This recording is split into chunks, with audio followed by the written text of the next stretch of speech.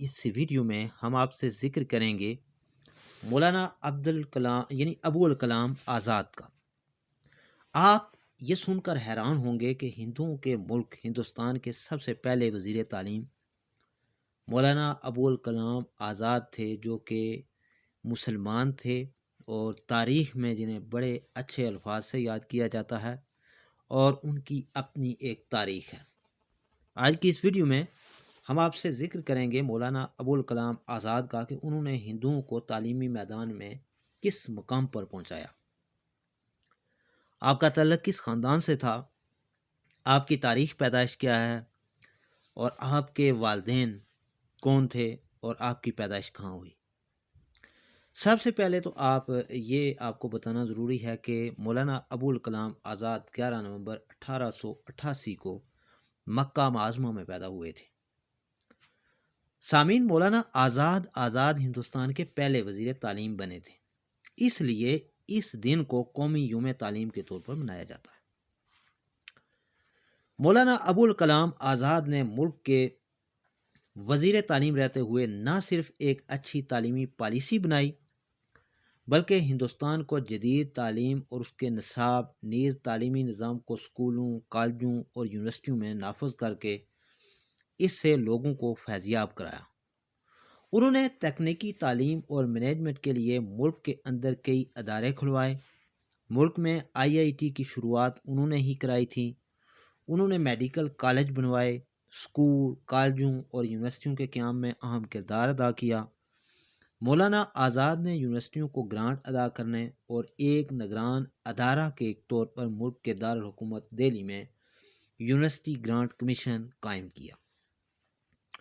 انہوں نے 1953 میں دہلی میں سنگیت ناٹک اکادمی، 1954 میں دہلی میں ساہتیہ اکادمی اور للت کلا اکادمی قائم کی۔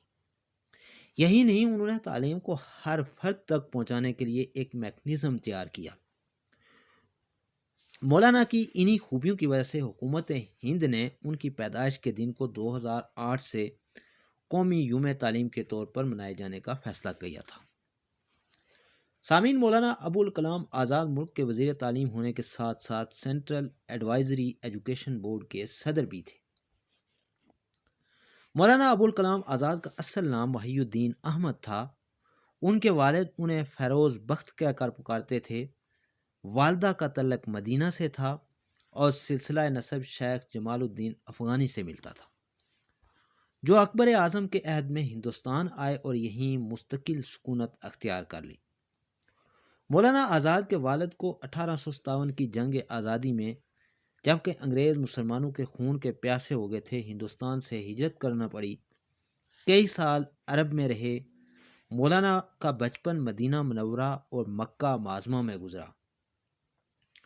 ابتدائی تعلیم والد سے حاصل کی، پھر مزید تعلیم حاصل کرنے کے لیے جامعہ ازہر مصر چلے گئے اور جامعۃ الازہر سے تعلیم کی فراغت کے بعد ہندوستان آئے اور آزادی کی لڑائی میں گاندھی جی کے ساتھ کندھے سے کندھا ملا کر چلنے لگے۔ وہ کچھ ہی دنوں میں کانگریس کے بڑے لیڈر بن گئے اور کئی بار کانگریس کے صدر بھی رہے۔ مولانا یوں تو سیاسی طور پر کانگریس پارٹی کے ہمنوا تھے، لیکن ان کے دل میں مسلمانوں کے لیے درد تھا، جسے انہوں نے کئی موقعوں پر ظاہر بھی کیا۔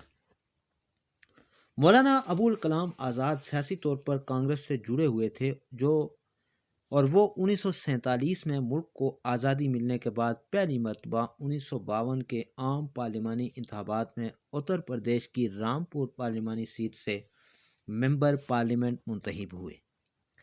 اس کے بعد 1957 کے عام پارلیمانی انتخابات میں ہریانہ کی گڑگاؤں پارلیمانی سیٹ سے ممبر منتخب ہونے اور پہلے وزیر اعظم جواہر لال نہرو کی کابینہ میں وزیر تعلیم بنائے گئے۔ حالانکہ آزادی سے قبل مسلمانوں کی اپنی پارٹی مسلم لیگ موجود تھی اور سیاسی طور پر مضبوط بھی تھی، باوجود اس کے کہ انہوں نے کانگریس کو ترجیح دی اور اسی پارٹی کے بارے میں مسلمانوں کو یہ باور کرانے کی ہر چنداں کوشش کرتے رہے کہ ہمیں قوم پرستی کو ترک کر کے سیکولرزم میں یقین رکھنا چاہیے، اس ملک کو قوم پرستی نہیں چاہیے، وہ ہندوؤں میں ہو یا مسلمانوں میں، یا یہاں یعنی اس چیز کی ملک کو ضرورت نہیں ہے، کیونکہ یہ ملک سب کا ہے۔ اس ملک میں ہندو بھی رہتے ہیں، مسلمان بھی رہتے ہیں، سکھ بھی رہتے ہیں، عیسائی، پارسی، بدھ اور جین بھی رہتے ہیں۔ جب اس ملک میں سب مذاہب کے ماننے والے رہتے ہیں تو ایسی صورت میں قوم پرستی، مذہبی فرقہ واریت اور آپسی تناؤ کے علاوہ ہمیں کچھ نہیں دے سکتی۔ سامعین، قوم پرستی چاہے ہندوؤں کی ہو یا مسلمان کی، یہ ملک کے لیے بالکل بھی ٹھیک نہیں ہے۔ وہ آزادی سیکولرزم کی بنیادوں پر قائم ہو، ایسے خیالات مولانا ابوالکلام آزاد کے ملک اور قوم دونوں کے لیے تھے۔ انہوں نے جامعہ ملیہ اسلامیہ کے قیام اور علی گڑھ مسلم یونیورسٹی کو برباد ہونے سے بچانے میں اہم کردار ادا کیا تھا۔ مولانا ابوالکلام آزاد تقسیم ہندوستان کے خلاف تھے۔ وہ نہیں چاہتے تھے کہ ہندوستان کے دو ٹکڑے ہوں، جبکہ مسلم لیگ نے محمد علی جناح کی قیادت میں پاکستان بنانے کی کال دے دی تھی۔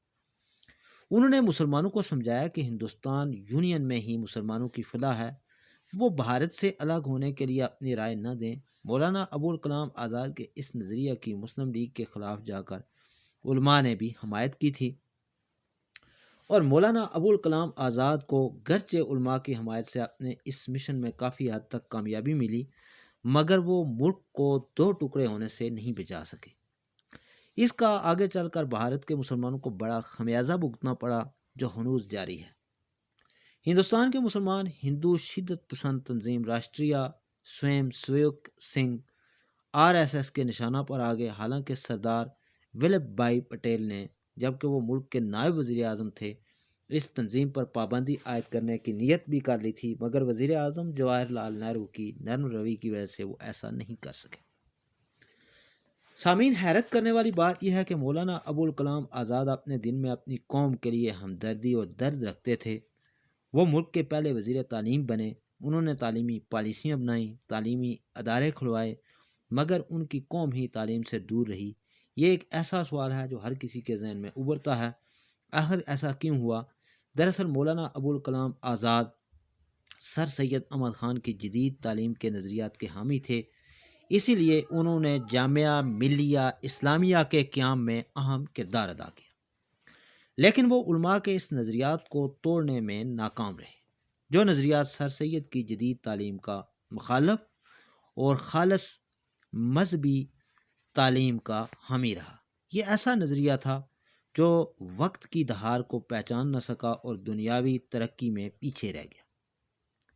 اس کا نقصان یہ ہوا کہ مسلمان سرکار کی حصہ داری اور سیاست میں بھی پیچھے رہ گئے۔ مولانا ابوالکلام آزاد کو آزادی کی لڑائی میں جیل کی سزا بھی کاٹنی پڑی۔ انہیں 1992 میں ملک کا سب سے بڑا اعزاز بھارت رتن از مرگ دیا گیا۔ حکومت نے مولانا ابوالکلام آزاد کے نام سے کئی اداروں کے نام کو منسوخ کیا، جن میں سب سے اہم Maulana Abul Kalam Azad university Hyderabad, Maulana Azad medical college Delhi, Maulana Azad education foundation اور دوسرے کئی اہم تعلیمی ادارے شامل ہیں۔ مولانا ابوالکلام آزاد کا انتقال 22 فروری 1958 کو دہلی میں ہوا، اور مولانا ابوالکلام آزاد کا مزار جامع مسجد کے باہر کے احاطے میں صدر دروازے کے قریب ہے۔